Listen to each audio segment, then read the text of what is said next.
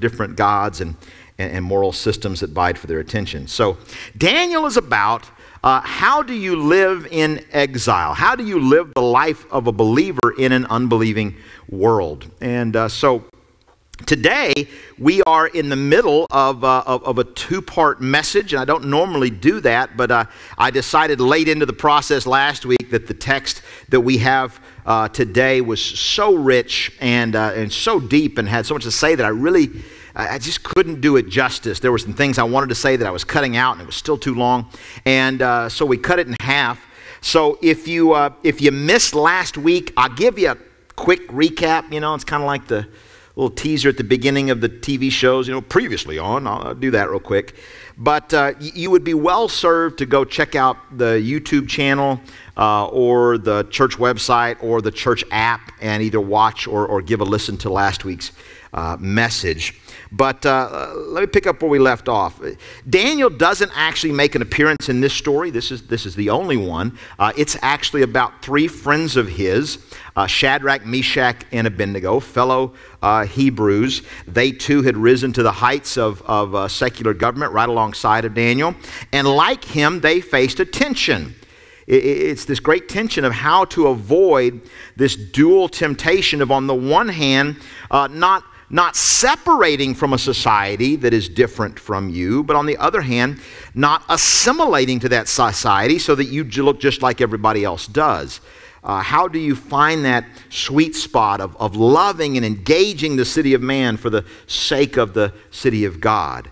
And so when you try to do that, when you try to find that balanced middle, you will inevitably face tests. It is never easy to stand in the middle. It's always easier to go to one extreme or another. We're seeing this in America today. We are so partisanly divided on everything that if you try to give a middle ground, it's like trying to bring up a nuanced point in the middle of a street fight. You know, you're just going to get shot from both sides. Well, this is kind of what it was like there for these guys as well. And so when we left our three heroes last week, they were facing a pretty severe test.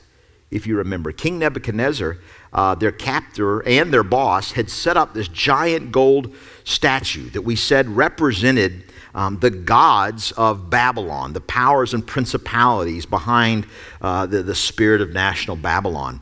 And so he ordered all of his officials in government at every level to come and bow down before these gods. It was this symbolic act of subjugation. See, Israel was not the only nation he had conquered.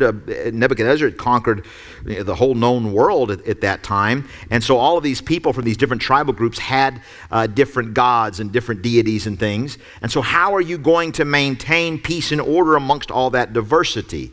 And so Nebuchadnezzar's plan was to have everyone bow down to his gods in addition to their own gods. It was fine. You could worship your own God as long as you did not believe that or claim that your God was the one true God, or that your way was the way, or that your truth was the truth.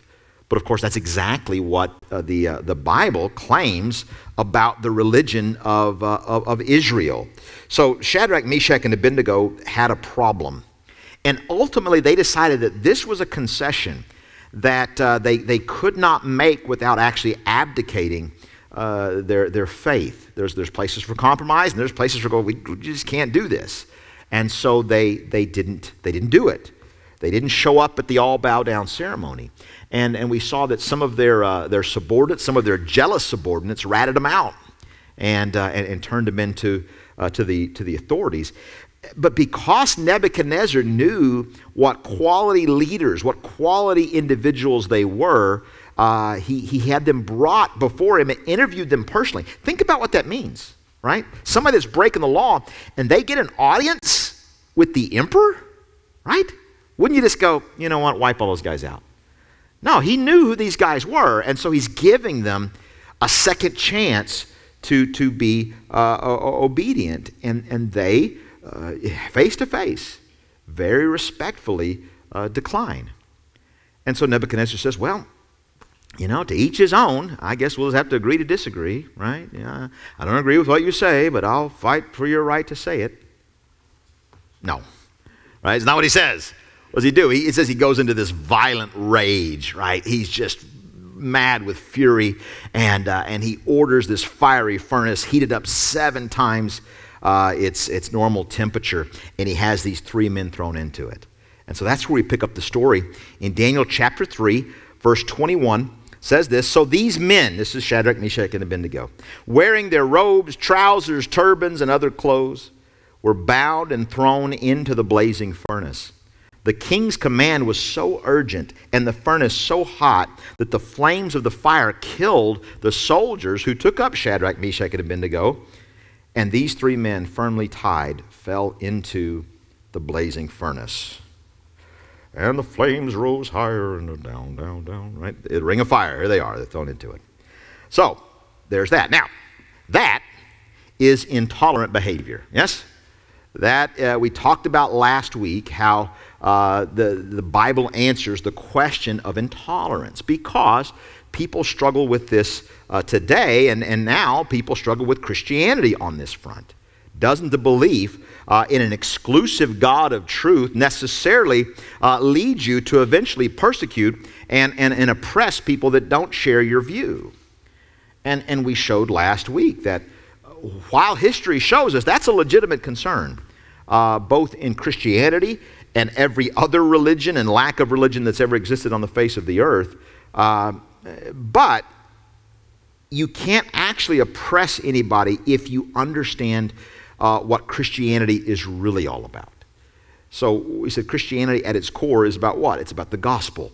It's about Jesus Christ, the Son of God, hanging on a cross, tortured, abused, murdered, right? He was lynched, and all the while, forgiveness poured from his lips. I read a comment this week on Twitter. It's my first mistake.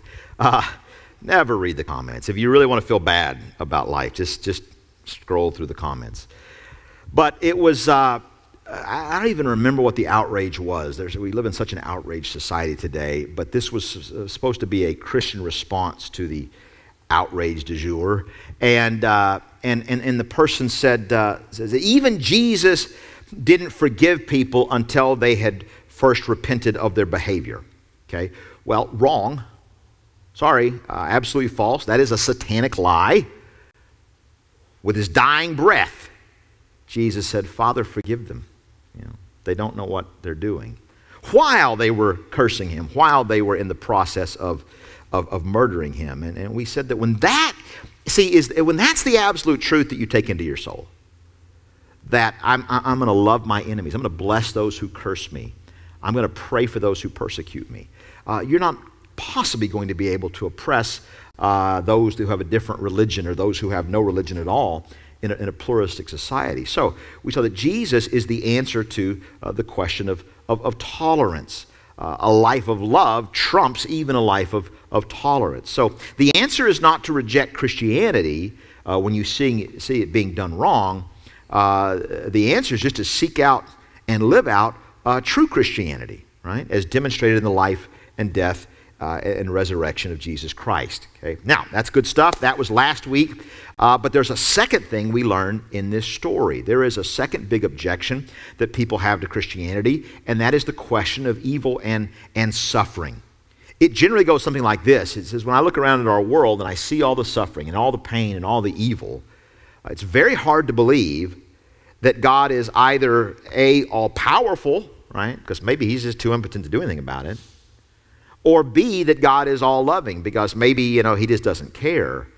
But certainly he can't be both, right? That's the argument. That's the objection. So last week we saw the problem of tolerance through the golden image. This week we're going to see the problem of suffering in the fiery furnace. And you know what's remarkable? I continually marvel at how contemporary this 3,000-year-old book is. You think about it. What do we have here? We have a racial minority, okay, specific in this case, 3 Jewish men being thrown into a furnace, right? And do you realize how many people in our world today there are who can't believe in the God of the Bible, in part because of all the Jewish men and women and children and all the other racial minorities that have been thrown into the furnaces of just the 20th century alone? right? It's incredibly powerful. I think how up to date this is. 2 weeks ago, I was in Washington, D.C., and I had a little free time before my first event started, so I decided I would go to the National Holocaust Museum. I've been to D.C., but I'd never actually gotten to go to that, and very powerful experience. I would highly recommend you do that if you visit our nation's capital. We went a few years ago on a family vacation, and I didn't take our kids because I thought, oh, they're too young. I regret that now. They weren't too young. We could have had those conversations, and they needed to understand some of those things. But while I was there, I took a picture of this quote on the wall by Auschwitz survivor Elie Wiesel. Elie Wiesel, I read his memoir, Night, which is about his experience surviving the Auschwitz death camps. And I read it on a train to Krakow to go visit that very death camp myself. So it was an incredibly powerful experience. But here's just a part of his powerful words. This, by the way, is the source of the rallying cry of the Holocaust Remembrance Movement, which is never forget. Here's what he says. Never shall I forget those flames which consume my faith forever. Never shall I forget those moments which murdered my God and my soul and turned my dreams to dust. In my doctoral process that I'm in right now, I had one of my classes was on Jewish theology after the Holocaust, taught by Neil Blumhoff, local rabbi, and powerful course. And you just realize how devastating that was to not only Jewish faith, but so many people's faith in general. And of course, it's not limited to the Holocaust. There are plenty of people who have said, the enormous suffering in our modern world has defeated the idea of an all-powerful, all-loving God. He couldn't possibly be all of that and allow these things to happen. I saw a statistic just this week that said for every hour, 5 children around the world will have died from abuse and violence. Okay, just in the time that you've been sitting in here this morning. Reminds me of a story I heard of about Bono, the lead singer of U2. And during a concert, he was trying to bring attention to the famine in Africa that was killing so many children from starvation. And he was very dramatically, very slowly saying, every time I snap my fingers, a child dies in Africa. Every time I snap my fingers, a child dies in Africa. And finally, someone yelled out from the crowd, quit snapping your bloody fingers. There's a lot of suffering in the world. That's a true story, by the way. So, but let's see what this story has to tell us about it. We've seen, I guess you can't go from Holocaust to jokes. Is that what we're learning here in today's sermon? Let's make it a no. Okay. Let's see what this story tells us about it. We've seen Shadrach and Meshach and Abednego thrown into the furnace. Let's look at the rest of the story. Look at Nebuchadnezzar's response. Very next verse. Okay, verse 24. Then King Nebuchadnezzar leapt to his feet in amazement and asked his advisors, weren't there 3 men that we tied up and threw into the fire? They replied, certainly, O king. He said, look, I see 4 men walking around in the fire, unbound and unharmed, and the 4th looks like a son of the gods. Now, we have no idea why he said it that way. Okay, this 4th figure, was he 8 feet tall?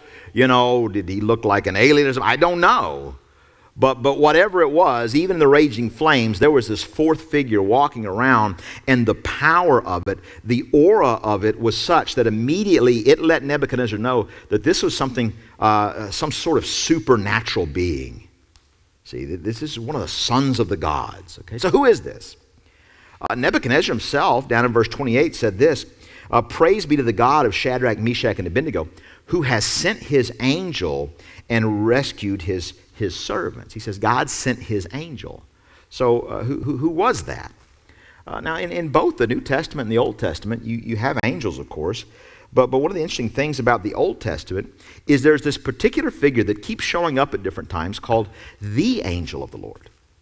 So why would it be called the angel of the Lord? Angel only means messenger anyway. It means emissary, representative. God had a lot of angels. Why talk about the angel of the Lord? For example, Exodus chapter 3, it's Moses' calling experience. And the famous story of the burning bush, it says that the angel of the Lord entered into the bush and caused the bush to burn. But when Moses walked over, it said the voice of the Lord spoke to him from the bush. So who's in there? Is it the Lord or is it the angel of the Lord? It uses the terms kind of interchangeably. In Joshua chapter 5, Joshua is Moses' successor. And there's a story in Joshua 5, the night before the big battle of Jericho, Joshua goes out at night, the general, to watch the city for himself. And while he's going to see the city, this giant man in full armor appears before him. And Joshua says, "Are you for us or for them?" Pretty good question.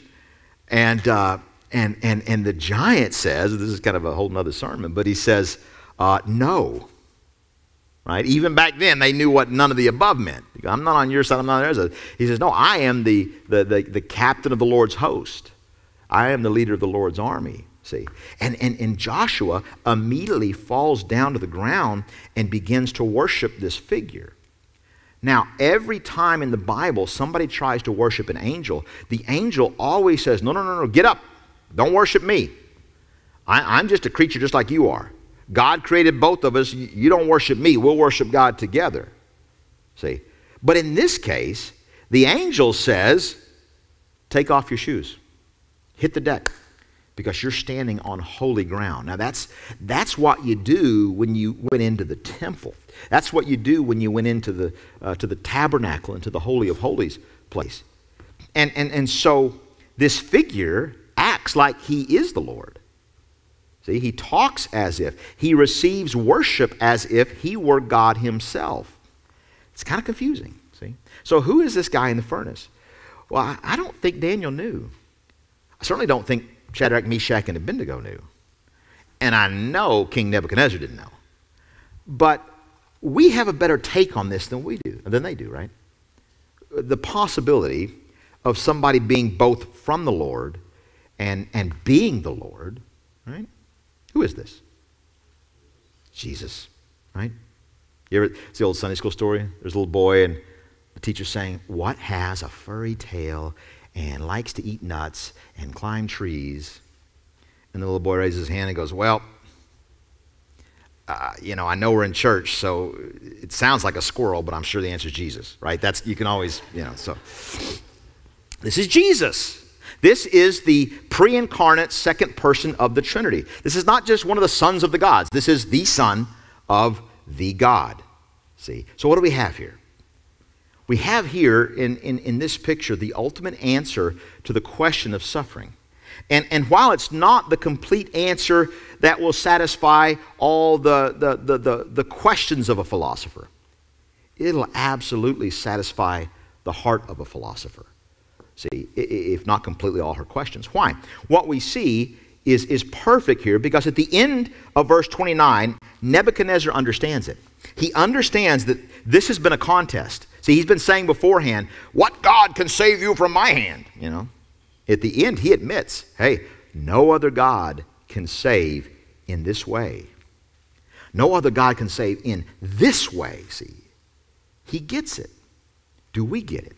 When people say, I can't believe in Christianity because of the furnaces, because of the suffering, okay, fine, but furnaces are going to come, see. And you're going to go into some kind of furnace, and so who are you going to turn to when you're in there? What can be better than this? That's what Nebuchadnezzar is saying here. What we have in the picture of the Son of God walking in the furnace with Shadrach, Meshach, and Abednego shows us why Nebuchadnezzar was right. No God saves like this. First of all, Jesus Christ is the only God who objectively walks in the furnace. See, why didn't God save them by just swooping down, maybe slamming that door shut before they go in? Or swooping down like Superman and just pulling them out? Why did he walk in there with them? Well, it's an indicator of what the Bible tells us about this God. That only the God of the Bible does. Fast forward, Matthew 13, New Testament. Jesus is teaching and he's talking about the wrath of God and the fiery furnace. He's talking about the end of time. The angels are going to come and they're going to pick up the wicked and the oppressors and they're going to throw them into the what? Into the fiery pit. That's what he says. We often call that hell. All right? It's this ultimate fiery furnace. And listen, can I tell you another thing? If you don't, I don't like hell, I don't like to think about hell, come with me to the National Holocaust Museum and let's see the inhumanity that man has done to man. And then say, if you don't go, so-and-so needs to be roasting in hell for this, right? There's this dynamic. This is what it is. What is the fiery furnace? It's the justice that man's inhumanity to man deserves. And Jesus Christ calls this eternal wrath of God the fiery furnace. Okay? That's all fine and good. We just think everybody else belongs there, not us. But I want you to think about the image of Jesus Christ in the Garden of Gethsemane. Okay, the night before he was to die, he is in the garden and he's praying. And it says he's praying so intensely. Not only is he sweating, he's actually sweating blood. Why? Why is he so in agony? Jonathan Edwards, the famous 18th century American pastor and theologian, he has a sermon called Christ's Agony. He's talking about that moment. It's very poetic in what he says, but basically he's saying, why is Christ sweating? It's because he was about to be sent into the furnace of suffering, and the door is already open. See, on the cross, in his death, he is going to descend into hell itself. But it would be unfair to send somebody there without letting him experience what it is first. So in the Garden of Gethsemane, God had opened the door and said, son, are you sure? And that's what he's seeing, and that's what he is experiencing, see. It's because he was about to be sent into the furnace of suffering. And so in a sense, he was looking into what he was going to experience the next day. Jesus Christ came into the earth to go into the ultimate furnace for us, see, to take that punishment for us, all the punishment that anyone deserved, all the punishment that the wickedness and evil deserved, all the punishment that the selfishness and indifference deserved. See, we don't like to equate the two. Well, we didn't do the Holocaust. Those people did the Holocaust. Okay, but come over here and read about all the Jews and the ships that showed up in America. And we turned them away. And we sent them back. And they wound up in the camps. The indifference is evil too, and we don't want to own that. Jesus, no, I've come for all of it. I've come for all of it. And he went in willingly. See, he went in.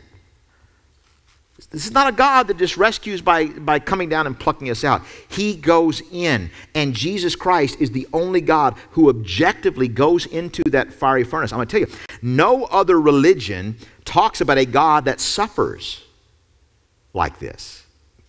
And that answers the real problem of suffering. Nicholas Wollerstoff is a professor of philosophy at Yale. And in the mid-'80s, he had a son die tragically. His 25-year-old son, Eric, died in a sudden mountain climbing accident. Now, this is a guy whose job is a philosopher, right? His job is to wrestle with the great, questions of the meaning of life.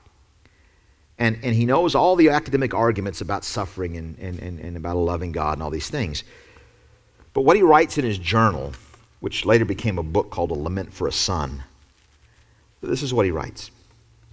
He says, God is love. That is why he suffers. To our suffering world, to love our suffering world is to suffer.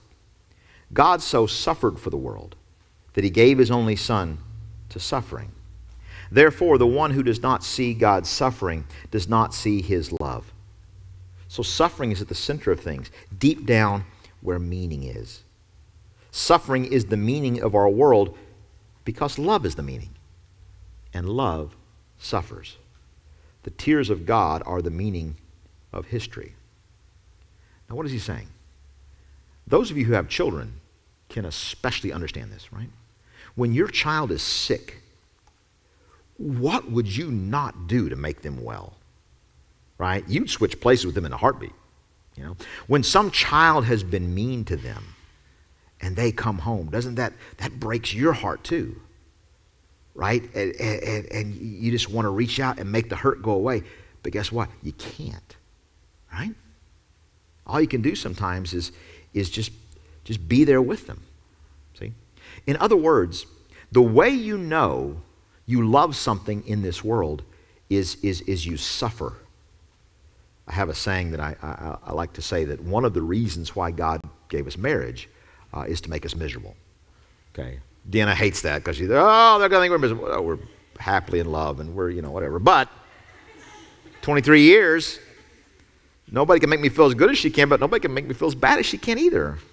And vice versa. How you know you love, I tell young couples all the time, I'm glad you've got these feelings of love and passion, but what's going to carry you through it is the suffering. It just is. There's no way to love without suffering. And so suddenly Nicholas Willertorf, this great philosopher, he realized as he looked out at the world and all this suffering, how could there be a God? It was the cross. Here's the point. If you don't believe that God came into the world and suffered, if you don't believe that Jesus Christ was thrown into the ultimate fiery furnace for you, then yeah, there's absolutely no proof that God is a loving God. None at all. And you'll never be able to handle the problems out there. You'll never be able to handle the furnaces. Listen, do you believe in a general God? In an abstract God? In other words, well, I don't believe in Christianity, but I believe in a higher power. I believe in a loving and a goodness kind of hovering over us out there somewhere. Listen, the suffering, the furnaces just of the 20th century defeat that kind of God. There's no evidence that kind of God loves us. But as Nicholas Willertorf discovered, the suffering and the furnaces of our world do not defeat this God. They can't defeat this God, because if we're suffering, the only way that we could know that God loves us is if He suffers too. And He came down and He was brought into our suffering. Jesus Christ was thrown into the furnace for us and with us. And because He was thrown into the furnace for you, now you can feel Him walking in the furnace with you. What do I mean by this? Simply this. Do you see Him dying for you? What does that mean? That means He loves you. He loves you enough to die for you, to make the ultimate sacrifice. And what does that mean? It means the great debt that you owe has been paid. And therefore, the real love that your heart needs is guaranteed. The real treasures that you need in your life are already in the bank. See, in other words, if He was thrown into the furnace for you, the real wealth, the real love, the real things you need, they're already there. They're already secures, and that means that all the other kinds of love, all the other kinds of debts, all the other kinds of wealth, you can take those things, you can leave those things. Not that it's not painful. Listen, what is a furnace? A furnace is when something important to us is being taken away from us. But if we know, see, if we have had our life changed by the fact that Jesus has been thrown into the ultimate furnace for us, then, and only then, can you go into the individual furnaces of your own life and you'll feel Him with you. Listen, why did God deliver Shadrach, Meshach, and Abednego this way? See, Nebuchadnezzar was amazed at the way this God saved. He'd seen other gods. He'd seen regional deities and these things. Why didn't God send His angel and just kill those guards before they even threw them in? Why did God even let them go in? Because that's just the way He works. Jesus Christ suffered. Not that we might not suffer, but that when we suffer, we'd become like Him. See, if you know He was thrown into the furnace for you, you can feel Him walking in the furnace with you. And you will know that just as through suffering came grace and glory in His life, guess what? Through suffering, grace and glory is going to come into your life too. You'll become wiser. You'll become deeper. You won't become bitter. You'll be a richer person because you feel Him walking with you. Can I tell you a mystery? I cannot explain this, but I can absolutely tell you that the most of the deepest people I know got that way through suffering of some kind. The suffering unlocks something in the soul. Let me show you something. I carry around with me a special key. That's the same one up there. Can you see what's unique about this key? It's smooth, right? No ridges in it. So, what can this key open? Nothing. What can this key unlock? Nothing. What great treasure can this key reveal?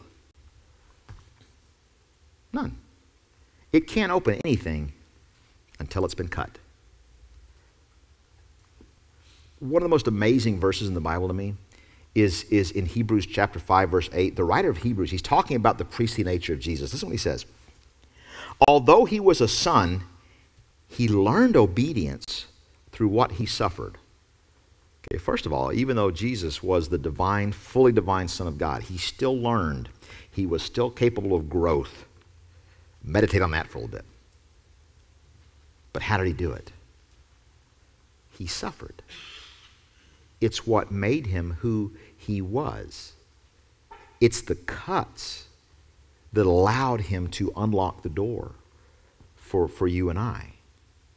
And it's what will make you grow into a mature, developing, soul-wise person as well. Jesus is in the furnace with you. And if you can just see him there, you will take on the same grace and the same glory that he has. Do you believe this? Do you see how this might not answer all the questions of the philosopher, but it will answer the heart of the philosopher? Jesus Christ is walking in the furnaces with us. No God saves like this. You're going to go into the furnaces with something. Can I tell you? You're going to go into the furnaces with some kind of belief system. Is there anybody here that would say they're an atheist? That you don't have to raise your hand, but you know, we'd love you if you were. But you say, I don't believe in God. Okay. What are you going to take into the furnace? You're going to be in there. What are you going to turn to when you're in the furnace? How are you going to deal with the suffering? I don't just mean psychologically. Intellectually. If there's no God, why be outraged at suffering and evil and injustice and oppression? Right? That's just life.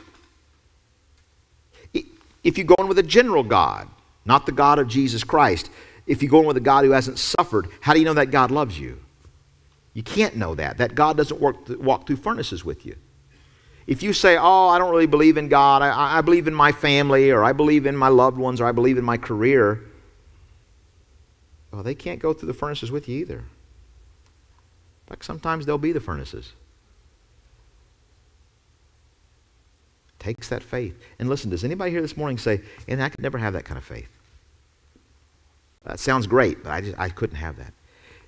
Listen, here's what I like about the end of this story. At the very end, you look at Nebuchadnezzar. And you know what? God bless him, he's making some progress. At the end of chapter 2, the big dream story, Daniel says to him, listen, it's God who is interpreting your dream. Okay? It's God who's telling you this, O king. It's God, not me. It's God, not me. And what does Nebuchadnezzar do? It's been a couple weeks since we saw it, but look at this. Daniel chapter 2, verse 46.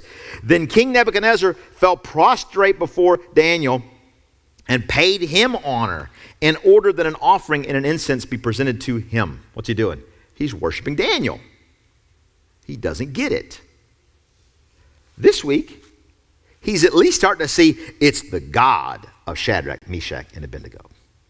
It's not my God yet. But he's making progress.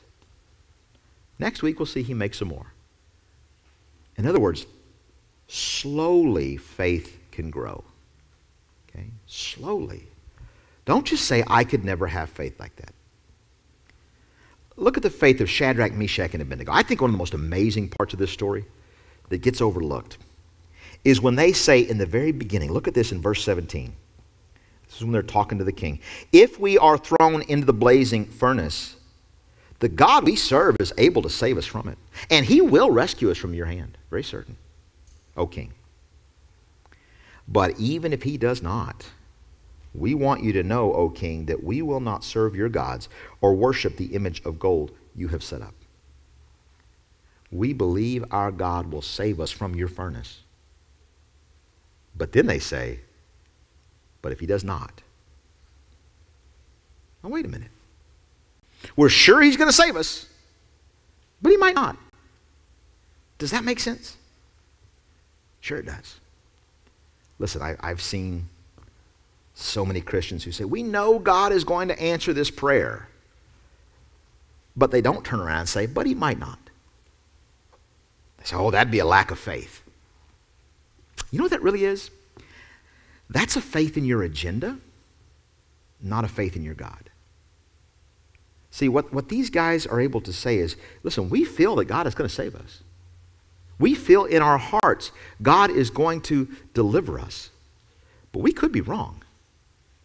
We're not standing here, O king, defying you because we believe in our agenda, in our plan. We're standing here because all the way down we believe in our God. I'm going to tell you, that's faith. That is faith. And that means, you know what the real miracle happened before they were ever thrown into the fire? They were spiritually fireproof before they were ever physically fireproof. They had given the faith, they had been given the humility to trust God calmly, courageously, before they ever stepped foot into the test. So this morning, ask yourself this.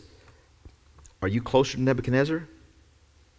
Or are you closer to Shadrach, Meshach, and Abednego? Believe it or not, there's a continuum. See, you're not born Shadrach, Meshach, and Abednego. They weren't. None of us are. There's a progress that can be made. Faith is not a static commodity. You have it or you don't. No. It's always growing. It's always developing because there is a faith that can take you into a furnace. There's a faith that can help you stand up in any trials. It's what I want for you. It's what God wants for you. I'm going to ask the band to come up and play for us, and we're going to give you a moment to reflect on this as they play.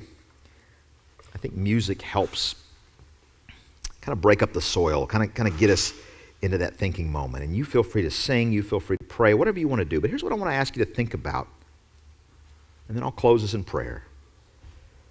But while the band is playing,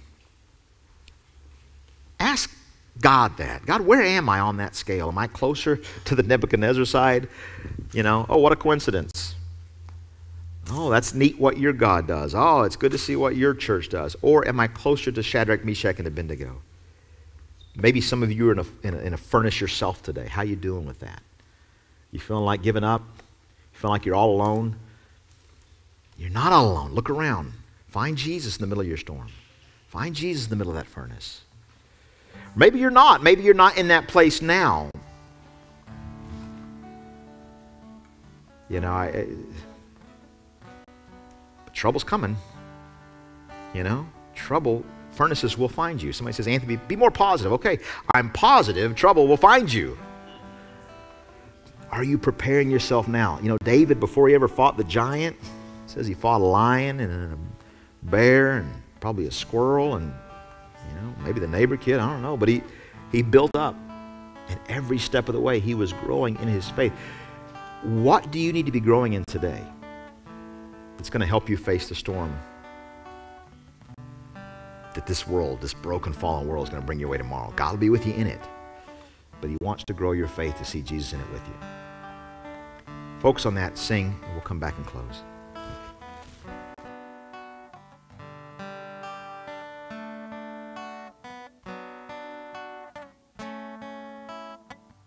Give me faith to trust what you say, that you're good and your love is great.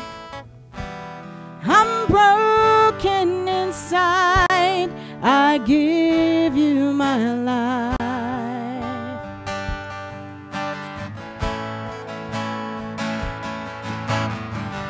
Give me faith to trust what you say, that you're good and your love is great.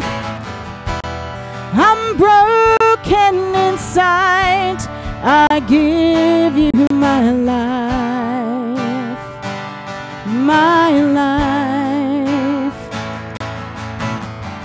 I may be weak, your spirit's strong in me.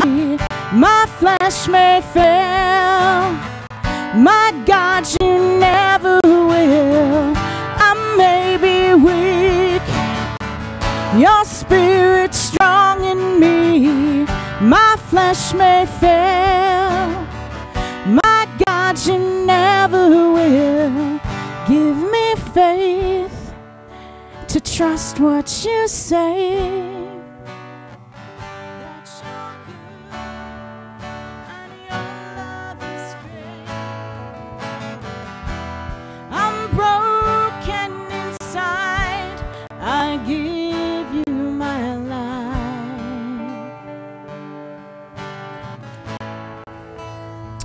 Father God, again, what an appropriate verse to sing. My flesh may fail, but your spirit never will. Father God, give us the faith. Not in ourselves, not in our circumstances, not even I may have a small faith, but it's a small faith in a big God. And that's enough. Jesus, you said if we would have the faith of a mustard seed. And so I pray, if there's anybody in this room today and they say, I just don't have that kind of faith, all they need is just a little faith. Just a faith to cry out and say, God, help. God, I can't hold on any longer. Take my hand. I can't go on. I'll go on. Not in my own strength, but Jesus, only because I believe that you came into that furnace for us. That God, I know you're going to come through, but even if you don't, even if this ends in my physical death, I know that's not the end. And therefore that gives me a confidence that having lost all these earthly things, I know there's a treasure I can never lose, and that is my relationship with you. So Father God, I pray if there's anybody in this room that does not have that confidence, that they would make a decision to place their trust in you, that they would see that, I don't have all the answers to their suffering, but I have the ultimate answer, that Jesus is right there with them. I don't know why, but I know the who, that Christ suffers so that we might become more like him in our suffering. We thank you for that, Jesus. Thank you for loving us so much that you entered this world to suffer. We are not worthy, but we are grateful. We thank you for that. In Jesus' name we pray.